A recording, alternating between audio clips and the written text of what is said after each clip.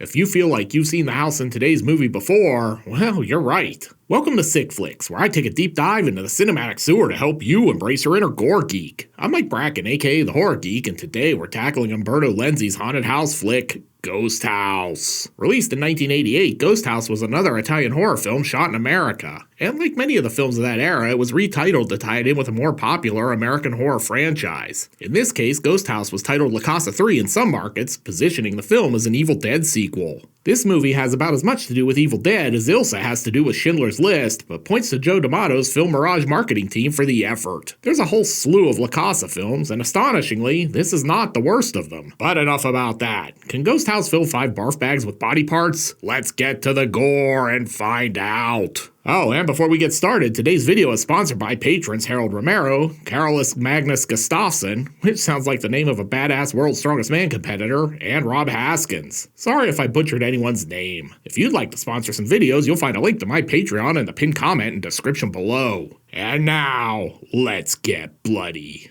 We fade in on a house establishing shot. And a Film Mirage Presents card. God bless you, Joe D'Amato. If this house looks familiar, it's because it's the same one we established the shit out of in Fulci's House by the Cemetery. Not gonna lie, I'm kinda impressed D'Amato didn't just steal those shots and splice them in here. Vaffanculo. Great Scott, we've got some credits in this movie. And here's Sick Flicks regular Donald O'Brien, with his name misspelled. We've seen him previously in Emmanuel and the Last Cannibals and Zombie Holocaust. Umberto Lenzi wrote this script, even though it's credited to Cynthia McGavin. Very tricky, Lenzi. And directed by Humphrey Humbert, which is again Umberto Lenzi trying to pretend he's not Italian. 2 fake names in one movie. He's pseudonyming at a Joe D'Amato level. With the credits over, we head inside where Budget Dick Van Dyke here seems to have misplaced his kid. He heads downstairs to find her, but along the way he learns that old saw about curiosity and felines is apparently true. It might not be dead, it could just be catatonic. And then he finds this weird kid. How could you do such a thing to one of God's innocent creatures?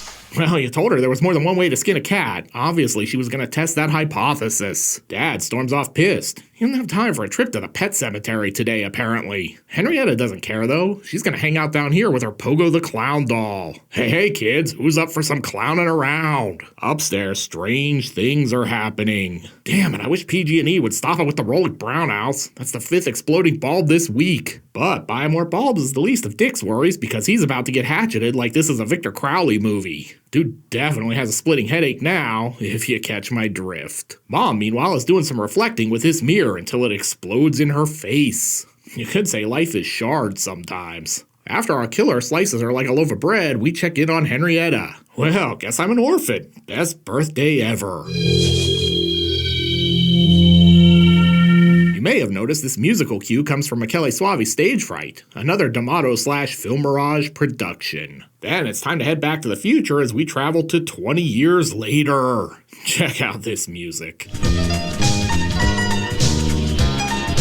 I'm not sure if I'm watching an Italian horror movie or waiting to speak to my cable company's customer service department. And what is this lady wearing? Martha is sporting this year's hottest new duvet. Then we hop over here where Budget David Hasselhoff is getting ready for his live stream. He's not quite Hasselhoff, more like Hasselhalf. Then he gets a call from Martha. Thought you'd be here by now.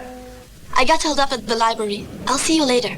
Later? What do you mean later? Later. It means it's sometime subsequent to a given time. Duh. And then he delivers some important exposition. I made chili. Look at her expression. That's the terrified look of a woman who knows she's going to be trapped in a Dutch oven later tonight. And another thing. Keep yourself hot, too. With that settled, it's back to the live stream. He's in a ham radio group for mullet tips. And then, I guess we just skipped the sex. A penny for your thoughts. Whoa, you're overpaying, lady.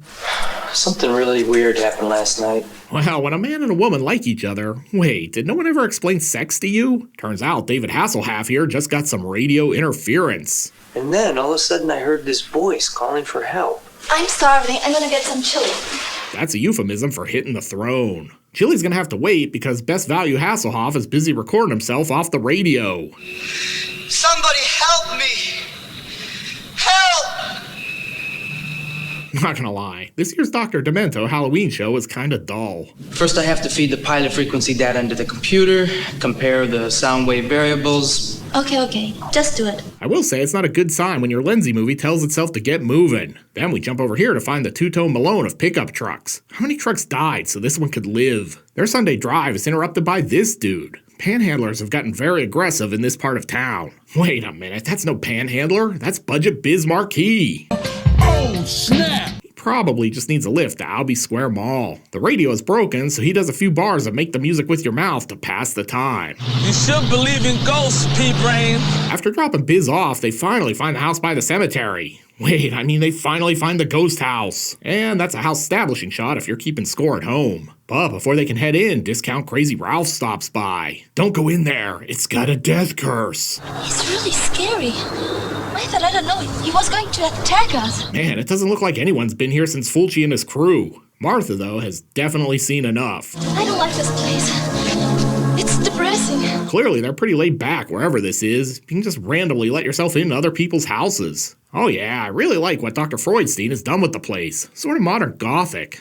Christ, it smells like Bob in here. Today on Haunted House Hunters, meet Paul and Martha. He's a ham radio enthusiast. She's an amateur chili cook. Their budget is $4.3 million. How sweet, this place has an attic? I can put my podcast studio up here. Clearly, he has some lofty ambitions. Except someone already beat him to it. Paul's busy fiddling with his knob. Hell yeah. No, not like that, you pervs. He's tuning this radio. And he doesn't even notice this dude sneaking up behind him. What are you doing up here?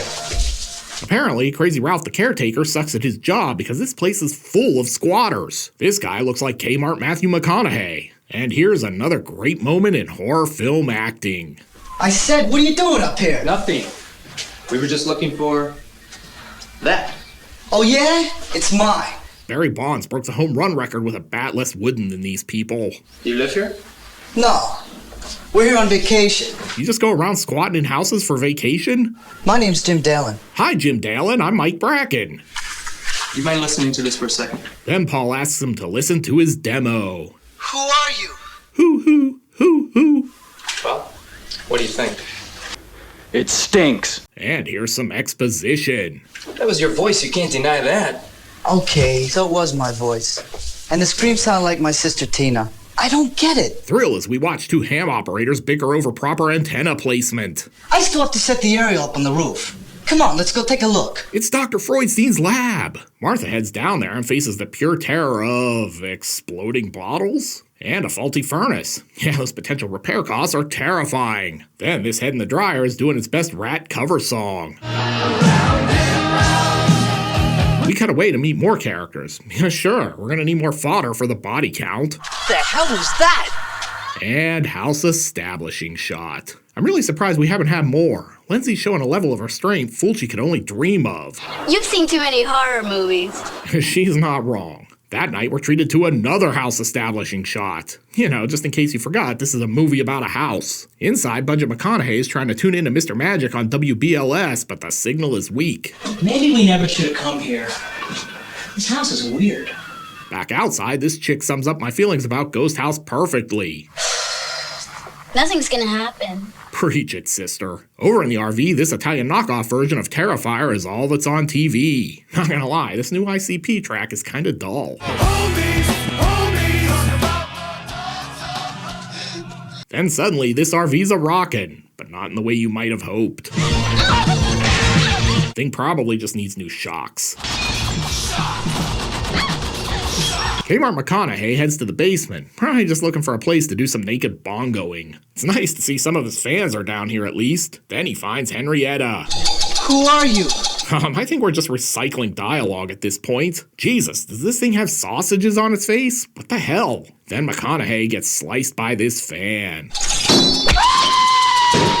This is definitely not all right. That was Jim! Incredible, just like the other night. And this calls for some funky stock music.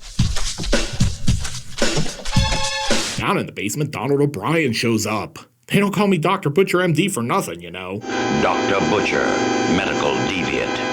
Upstairs, Magnum B.O. has been cornered by one of Higgins' Dobermans. And here comes maybe the worst special effect in the history of this channel. Definitely nothing special about this. Dr. Butcher's about to finish off Discount Molly Ringwald, but Mark intervenes. Oh man, leave me alone. And he gives him a taste of his pimp hand for good measure. I gotta say, Mark is really rocking that whole denim on denim look. Too bad for him, he's a moron and runs into Dr. Butcher, who's armed with a pitchfork. I feel like Mark's about to have a really bad time. Paul shows up just in time, and by God, he's got him in the sleeper hold.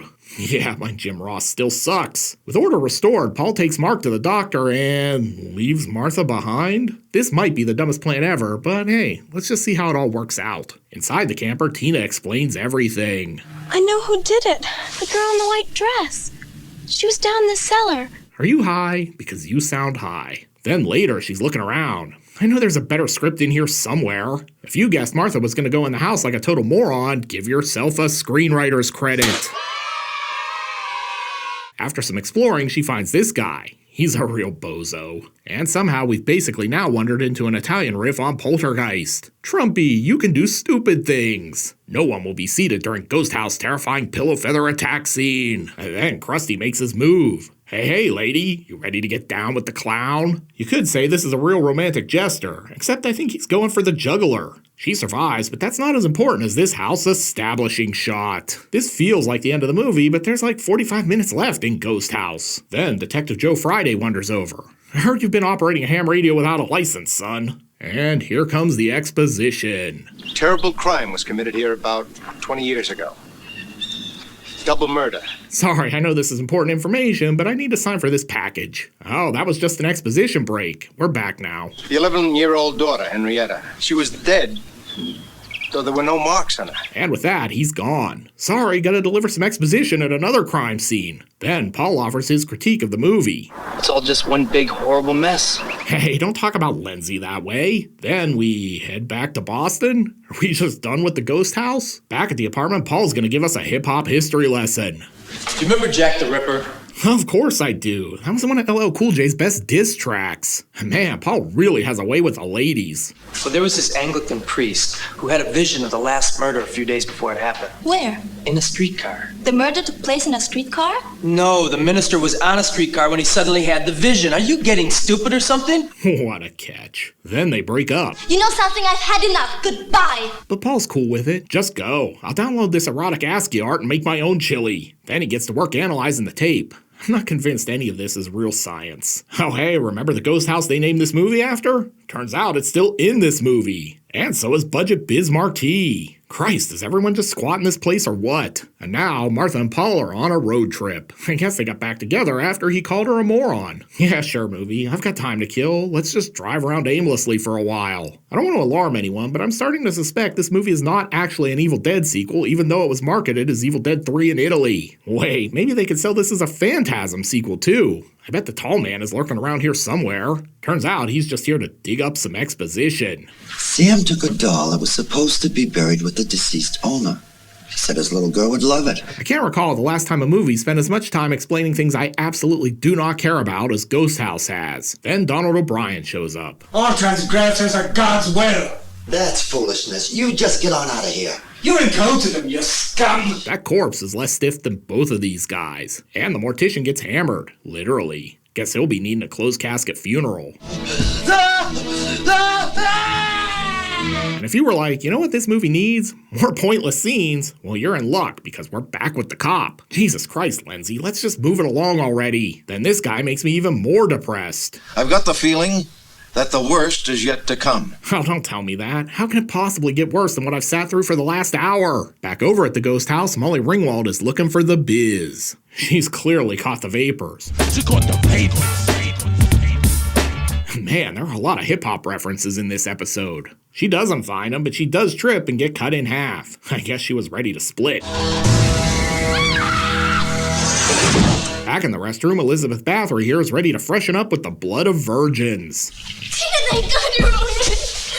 Hey, wait a minute. Wasn't this chick chopped in half a few minutes ago? She's got a whole lot of explaining to do. Oh wait, it's just the clown. Give Pennywise some sugar, baby. In our other movie, Paul and Martha are at the cemetery. I'm just afraid they're still at that damned house. And if they are, they're in real danger. They've got to get out of there right away. I have some grave concerns about where Ghost House is headed in its final act. But before we get to that, Martha's got to attend a Zoom meeting for work. Can you hear me, guys? Come in, Mark. That's interrupted when Dr. Butcher MD shows up. They're coming to get you, Martha. Also, this looks suspiciously like Blue Filter mid-afternoon. After some cat and mouse, Martha backs right into this jump scare. And rather than just run away from the guy with a limp, she makes the always wise decision to hide in this crypt instead.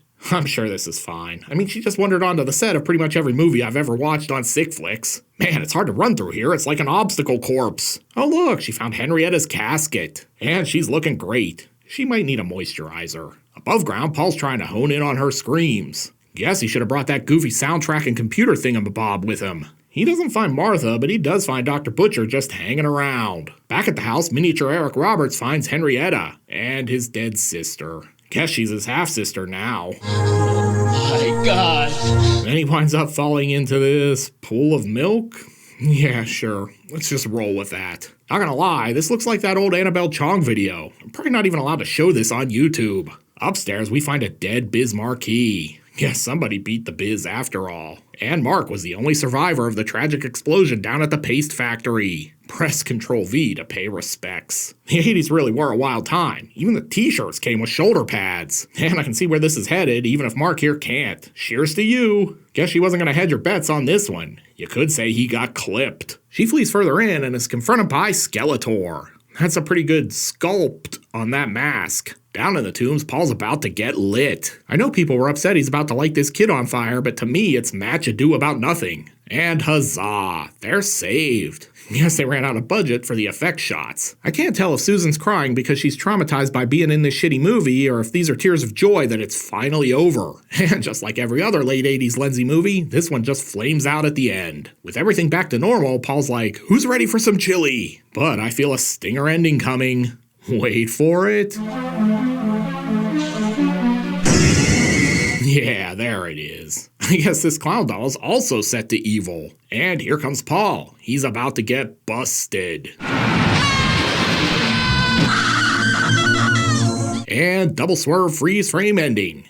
Oh yeah, that's the stuff. Umberto Lenzi made a lot of films in his career, and Ghosthouse was definitely one of them. By the late 80s, Italian horror was on its last legs. Investors would still pony up the cash for some low-budget splatter, but the golden age of Argento and Fulci was already fading in the rearview mirror. So we got stuff like Ghosthouse, which isn't nearly as good as a lot of other Lenzi films, but beggars can't be choosers, I guess. Anyway, there's not much else to say about Ghosthouse. Lenzi was basically phoning it in at this point of his career, and really, who can blame him? But enough about that. Is Ghosthouse splattery? Let's go to the gore card. In terms of gross anatomy, Ghosthouse fails to live up to Lenzi's finest work. We get the hatchet and hammer kills, a throat slash, death by garden shears, and a girl split in half. There's probably more in there somewhere, but fuck it, no one really cares. The gore isn't super splattery, and there's not enough of it. And because of that, I'm giving Ghosthouse a modest 2 barf bag rating. This isn't a sick flick, especially not by Lenzi standards. Looking for a Gory or Umberto Lenzi film? Then be sure to check out my review of Eaten Alive. You'll find a link on the screen after my outtakes. I'll meet you over there. Until next time, I'm Mike Bracken, aka the Horror Geek, bringing you all the splatter that matters. And directed by Humphrey Humbert, which is again Umberto Why can't I say Umberto Lenzi today? Umberto Lenzi is a name that gets said in this house at least once a day. Oh yeah, I really like what Dr. Freudstein has done with the place. Sort of a modern Garth. Guess he should have brought that goofy soundtrack and computer thingamabob. Sometimes the made-up words are hard to say. By the late 80s, Italian horror was on its last. This is an unmitigated disaster today.